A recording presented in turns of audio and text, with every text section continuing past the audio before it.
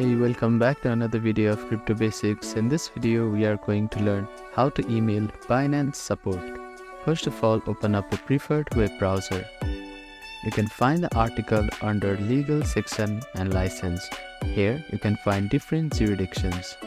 Scroll down until you see the email address. Now, you need to copy this email address. After that, open your email application. Now click on Compose and type in the email address of Binance here.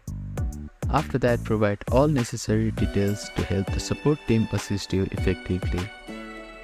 Binance support will review your request and respond via email. This may take some time depending on the volume of requests they are handling.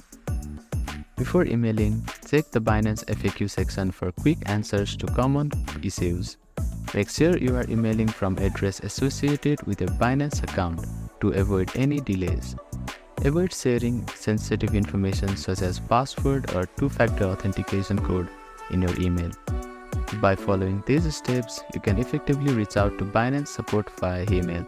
Thank you for watching this video. Please do not forget to like, share and subscribe to our channel and comment down if you have any queries.